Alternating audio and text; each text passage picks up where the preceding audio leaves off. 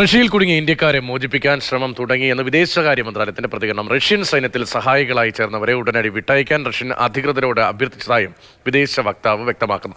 ജോലി ലഭിക്കുമെന്ന വാഗ്ദാനം വിശ്വസിച്ച് റഷ്യയിൽ എത്തിയവരെ യുദ്ധത്തിന് അയക്കുന്നതായി റിപ്പോർട്ടുകൾ ഉണ്ടായിരുന്നു. പി ബസ്നിയായിരുന്നു. ബസന്ത്, വിദേശകാര്യ മന്ത്രാലയത്തിന്റെ ഒരു പ്രതികരണം വരികയാണ്. ഇവിടെ കുടുങ്ങിപ്പോയവരെ മോചിപ്പിക്കാനുള്ള ശ്രമങ്ങൾ തുടങ്ങിയെന്നതാണ്. എന്തൊക്കെ ശ്രമങ്ങൾ എന്നതടക്കം എന്തൊക്കെ കാര്യങ്ങൾ വിശദീകരിക്കുന്നുണ്ട് വിദേശകാര്യ മന്ത്രാലയം? ഇക്കാര്യത്തിൽ വ്യക്തമായ ഒരു പ്രതികരണം വിദേശ മന്ത്രാലയത്തിന്റെ ഭാഗത്തു നിന്നില്ല. അവിടെ 12 ഇന്ത്യക്കാർ കുടുങ്ങി എന്നുള്ളൊരു 12 മലയാളികളടക്കം നിരവധി കുടുങ്ങി എന്നുള്ളൊരു സ്ഥിരീകരണം മാത്രമാണ് വിദേശ വക്താവിന്റെ ഭാഗത്തു നിന്നുള്ളത്.